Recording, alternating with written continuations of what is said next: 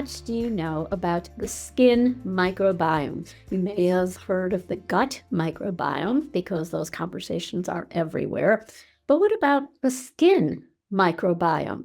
Well, that's one of the fascinating conversations that I have with our guest today. We also talk all about joint health and the issues with osteoarthritis, as well as the importance of AI for practitioners to help their patients, and how research can be much more beneficial and impactful for precision medicine using AI. This conversation I found fascinating, and this is with my friend and colleague, Kiran Krishnan. Let me tell you about Kiran. He is a research microbiologist, health and wellness expert who aims to make complex information understandable to all. He has founded a number of successful health and supplement companies over the last 20 years, including co-founding and leading Microbiome Labs, which is the preeminent microbiome therapeutics focused brand amongst healthcare professionals. He is currently a co-founder and partner in 3 other companies that aim to revolutionize wellness care. He's conducted and published several research studies in scientific journals, has published chapters in scientific textbooks and reference books, has global patents, and is a sought-after speaker on human health and the microbiome. I know that you are really going to enjoy this conversation with Kiran.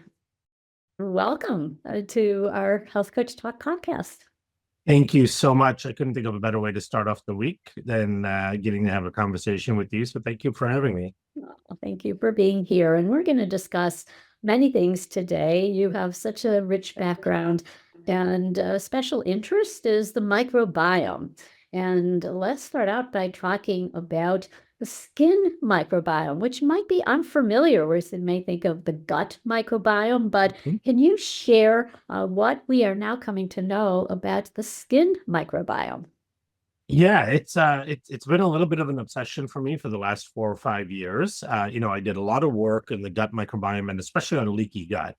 When I was looking at what is one of the most important roles of the gut microbiome, it became clear that managing intestinal permeability and the barrier function of the gut is a critical role of the gut microbiome, because if that falls apart, then we could see all of the disease progression, right, that comes about from that.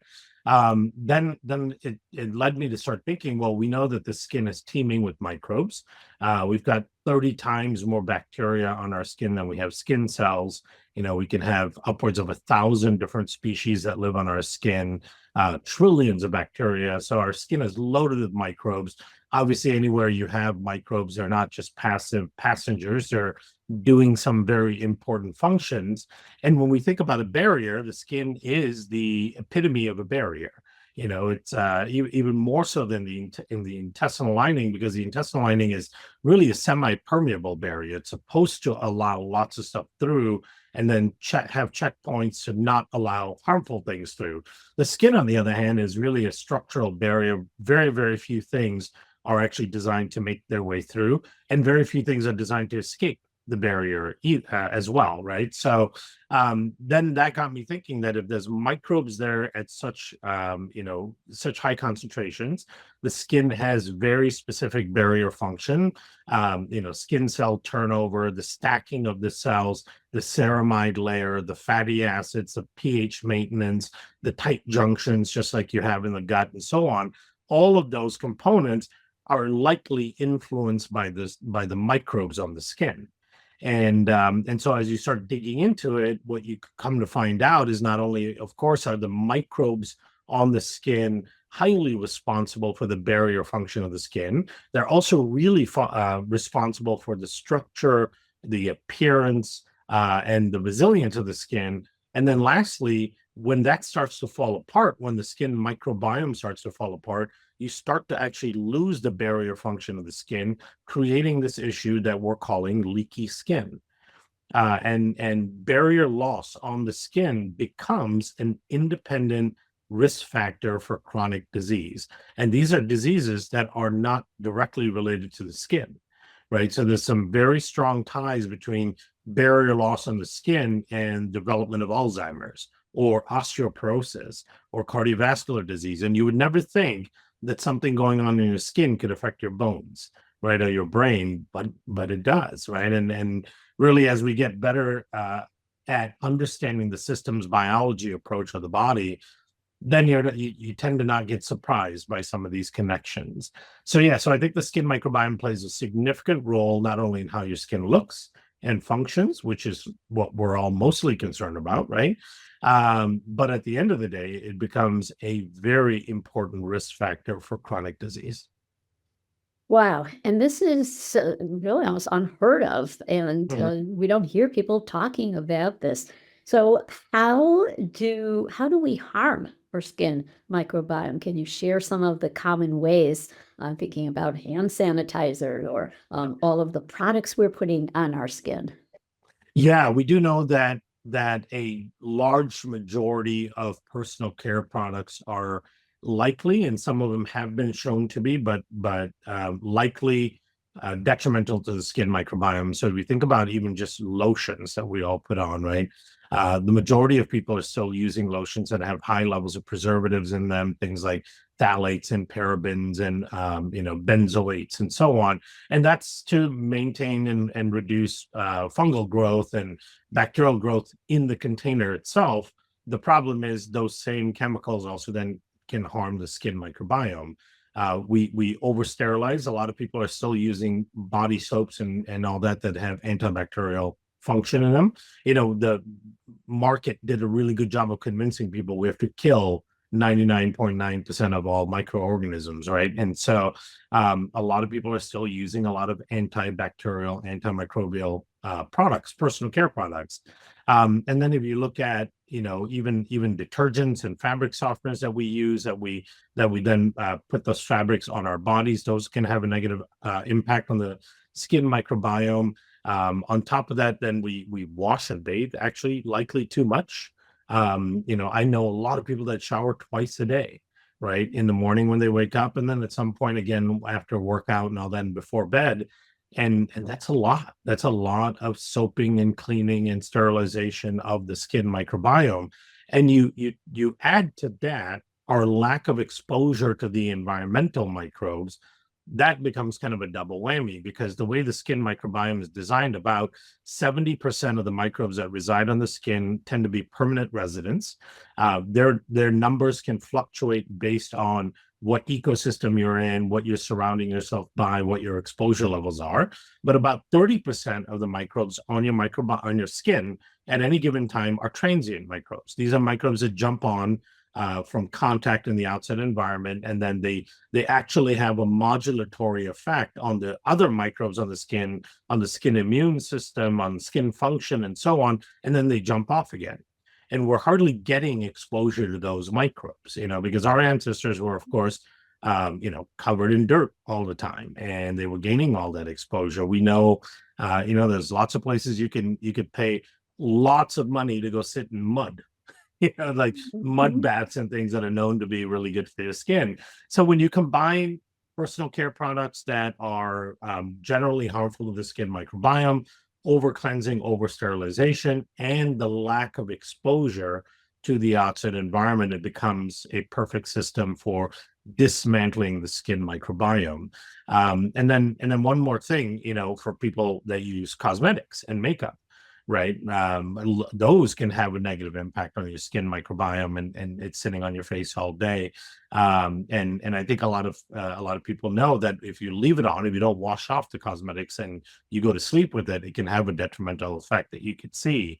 So there's lots of things, and the thing is, we're not going to get away from most of these things, nor would I ever expect people to stop using makeup and stop using personal care products and all that. So then the question to me becomes, what can we do to modulate the effect?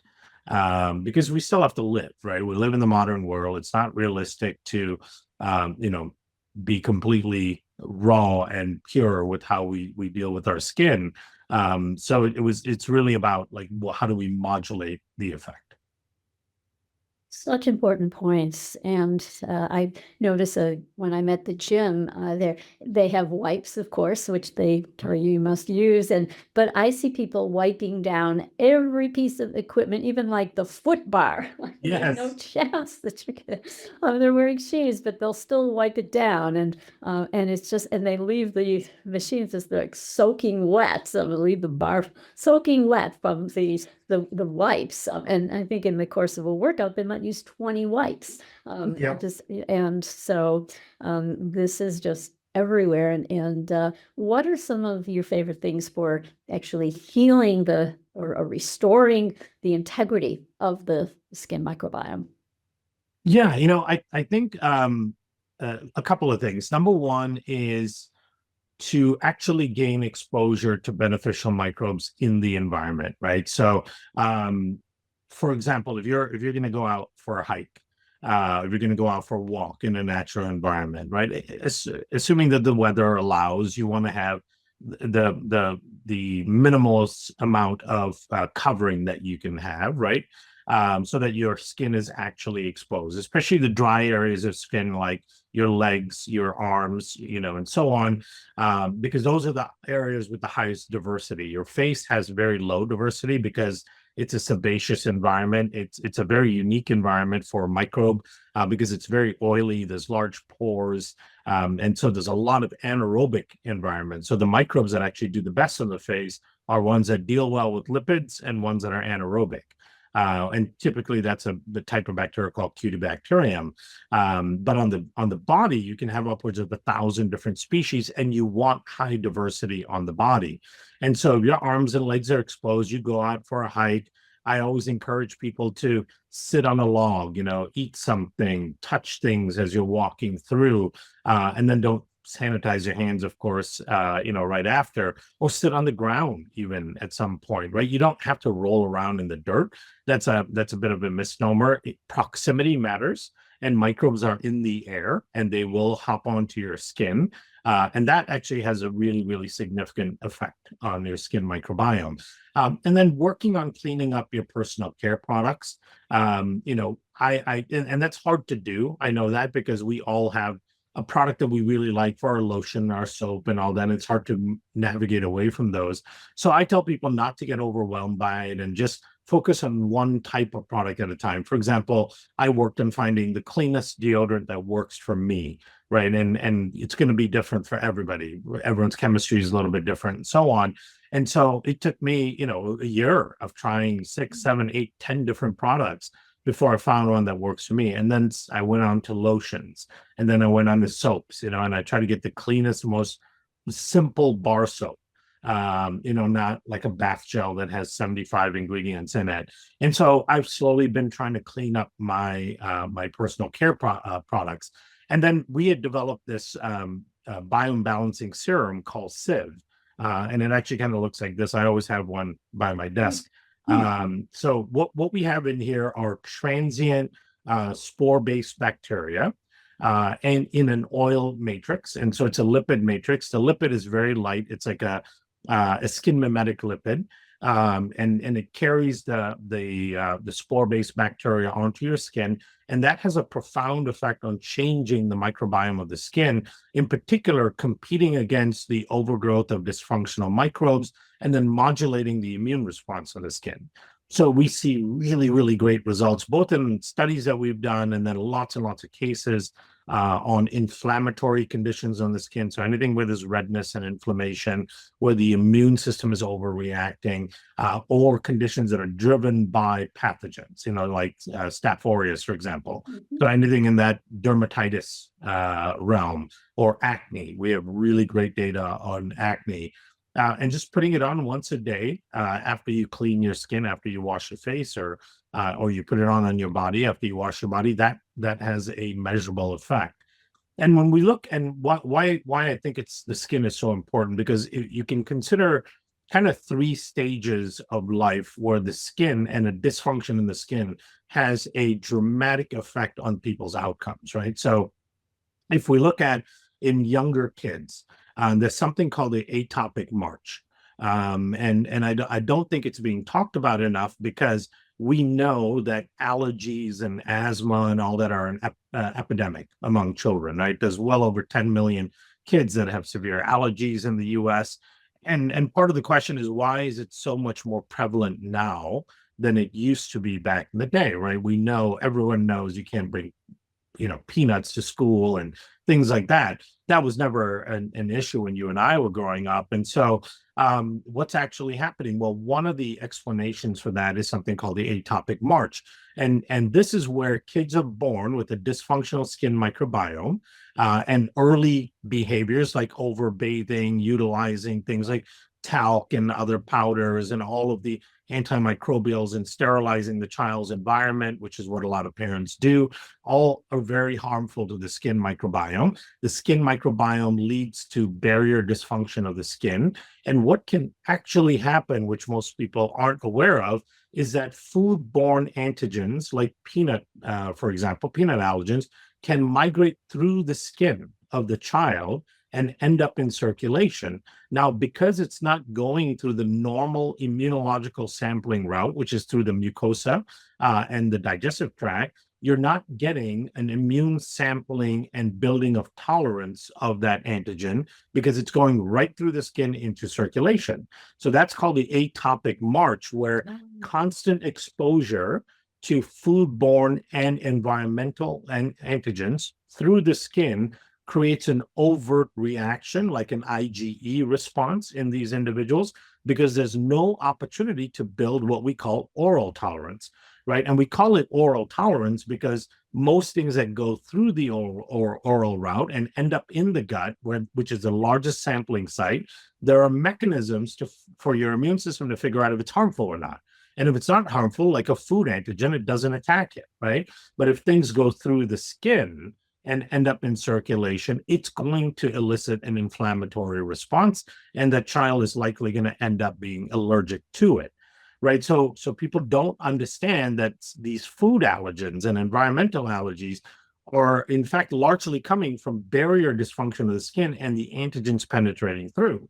This also aligns really well with eczema, right? This is why eczema is such a big issue in kids these days. It's a barrier dysfunction and an overgrowth of a pathogen called Staph aureus. And so early on in childhood, it makes a big difference. Later on, we become very conscious of how our skin looks, right? We're concerned about fine lines, wrinkles, hyperpigmentation, thinning of the skin, dryness of the skin. Every one of those features is influenced by your skin microbiome. And then as we get older, we now know through something called the Baltimore Longitudinal Study of Aging, which is a 60+ year study, that aged skin is the number one predictor in that cohort, which is over, I think, 4,000 individuals that they followed for 60 years. One of the top, if not number one, predictor of chronic disease risk.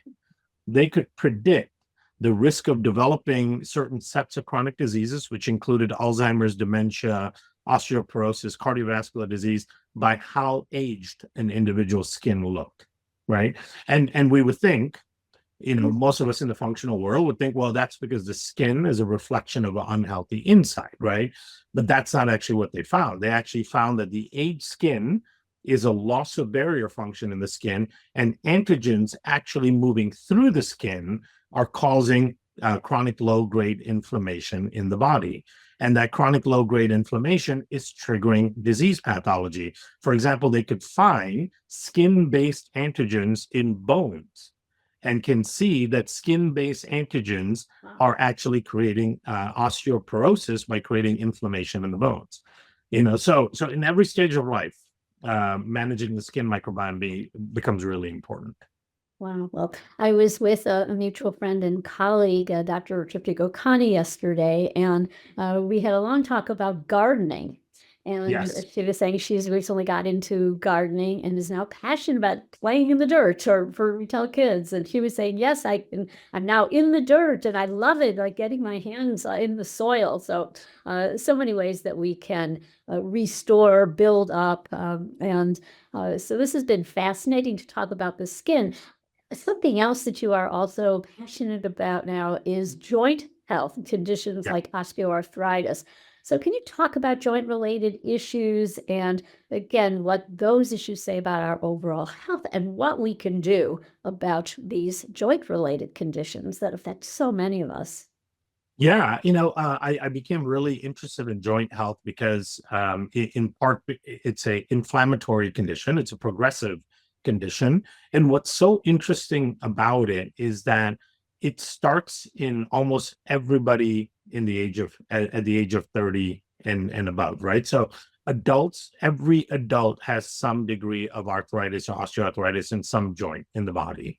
It's a progressive condition, so it just continues to get worse. And when we explain the mechanism that's going on here, it becomes clear why it's progressive. And it's also, according to the World Health Organization, one of the second, I think, leading cause of disability worldwide. And we are now, fortunately, in the era, and you exemplify this as much as anybody else, of fitness and movement and weightlifting and resistance training, right? We know how critically important that is to our health span, to our longevity, to disease resilience, and all that.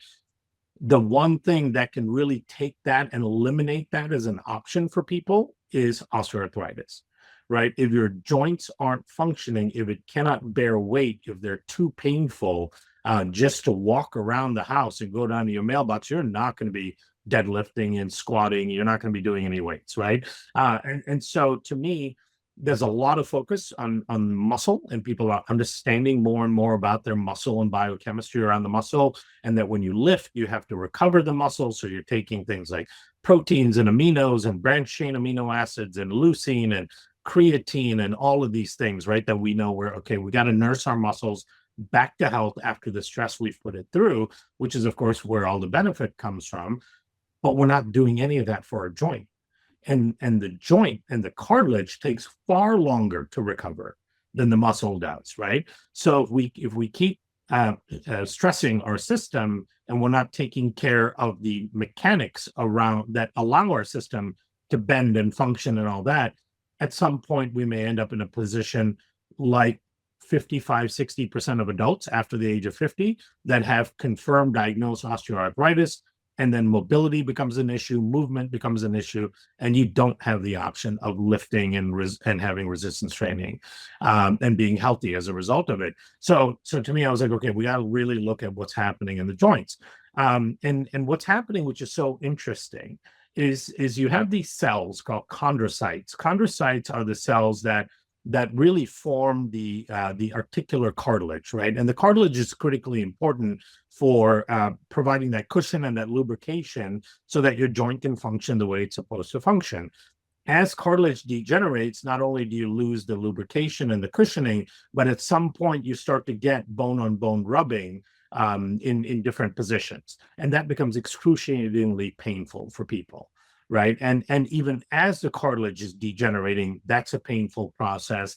There's a lot of inflammation in the joint. And there's a few features of the joint that are really interesting that create this progressive condition. Number one is that as inflammation accumulates in the joint space, so the synovium, they call it, right? That's the empty space between the joints that tends to be fluid filled and then has cartilage and the meniscus and so on that people are familiar with.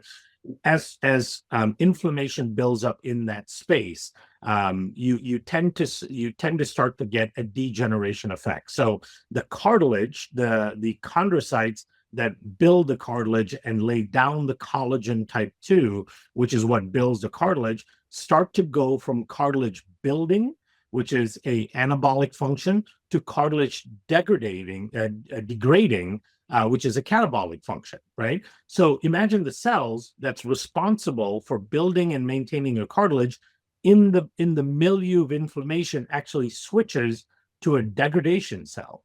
And so it starts producing things like MMPs, which are these enzymes that break down the cartilage, right? So, and as that milieu becomes more and more prevalent, because you can't recycle, it becomes a really difficult thing to recycle the immunological or inflammatory components out of the synovium or the synovial fluid.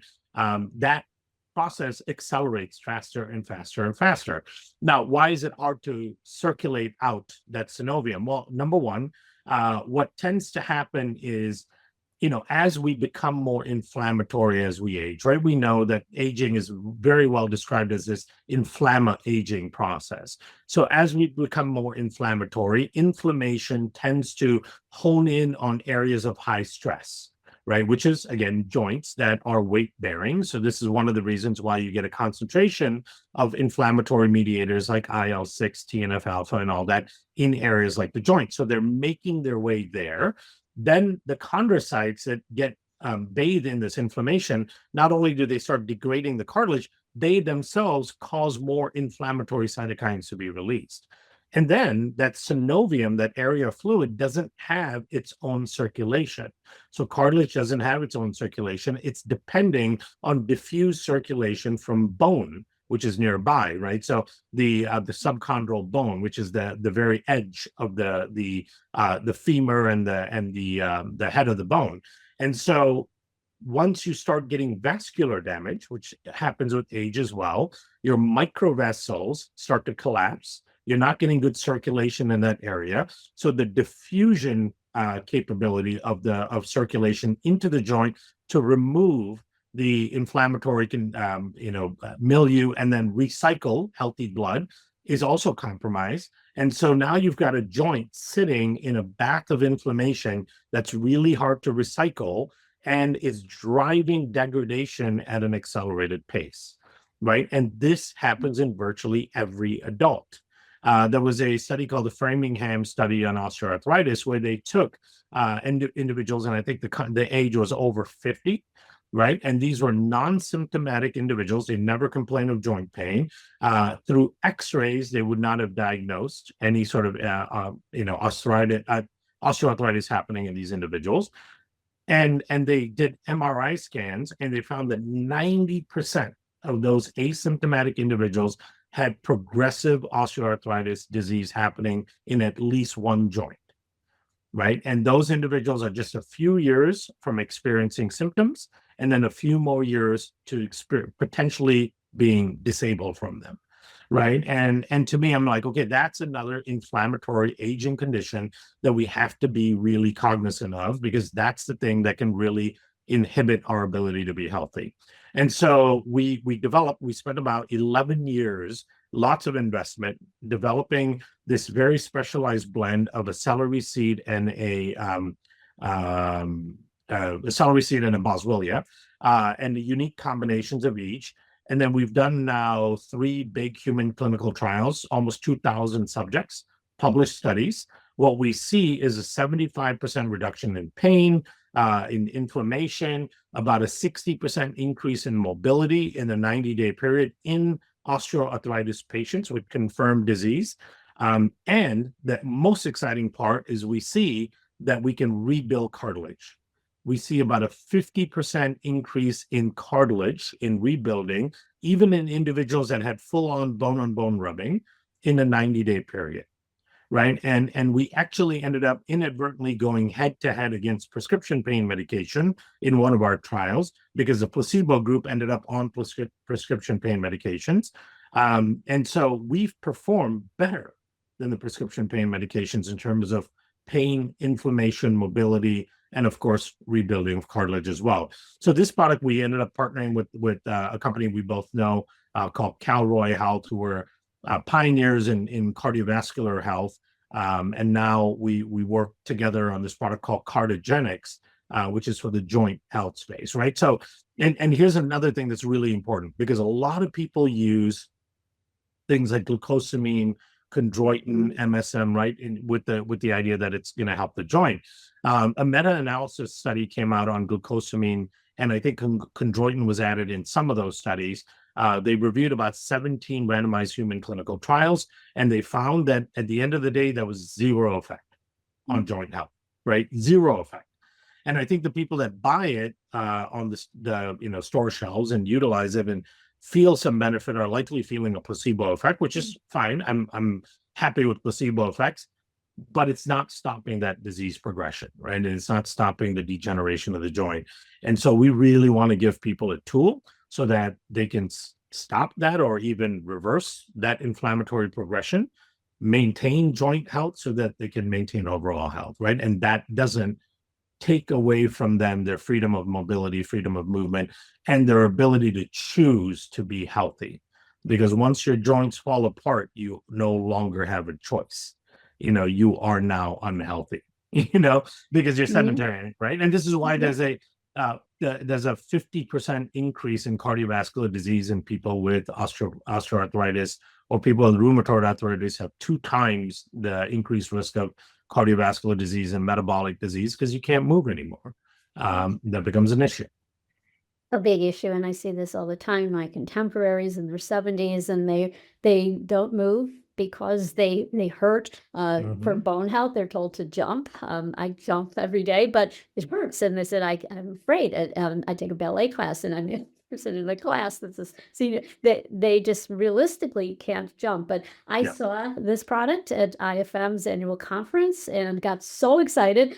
I bought like a 12-month supply. Amazing. And I just started taking it. And even though I really don't, minor issues, but I use movement, so I override it. I just keep going anyways, and often feel better that way. But I think this is wonderful. What I love about all of your work, including your earlier work on microbiomes, spore, probiotics, is that it's so well researched. This is not hype. This is you are really putting in the work to do the trials, to do the studies, and are partnering with such a wonderful company, which is Kelroy, which we know the founders quite well.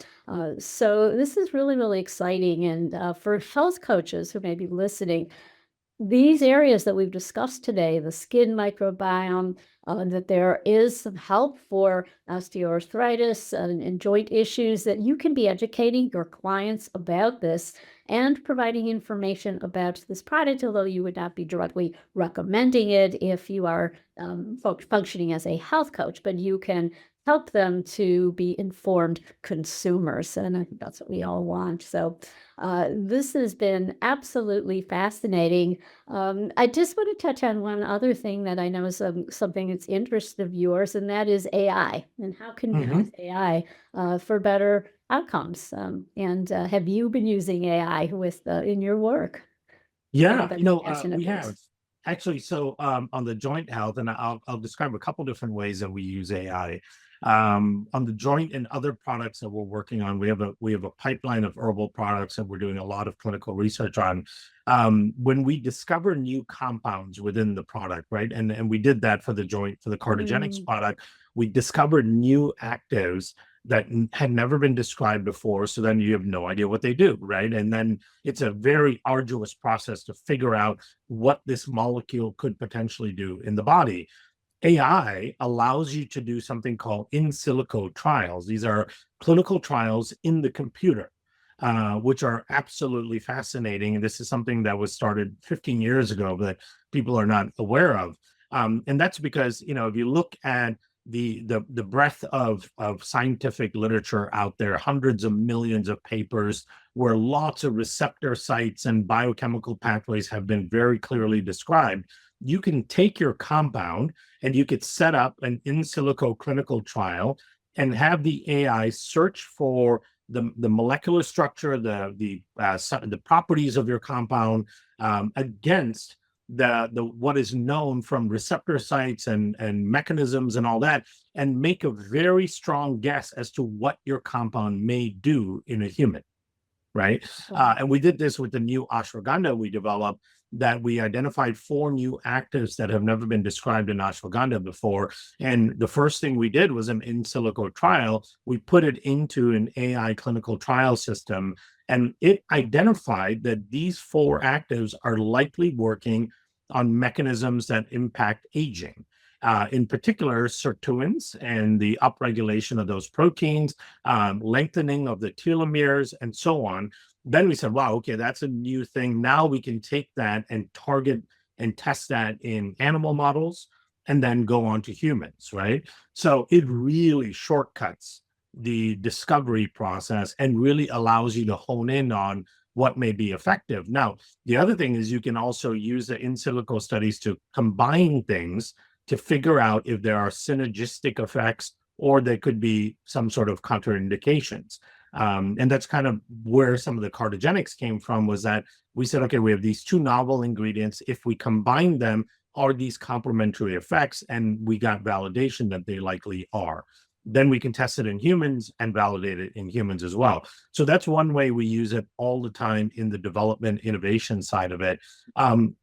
We also built a company called EndoAxis, where we're using algorithms, and these are algorithms we've designed ourselves. So this isn't AI that's available, as open source, but it'll have machine learning AI capability on top of it, where we use computational power of algorithms to assess a whole bunch of variables, in this case hormones, and look at all of the hormone metabolites in the Dutch test, for example, and then discern really complicated patterns of dysfunction for individuals, and it becomes very targeted to that individual.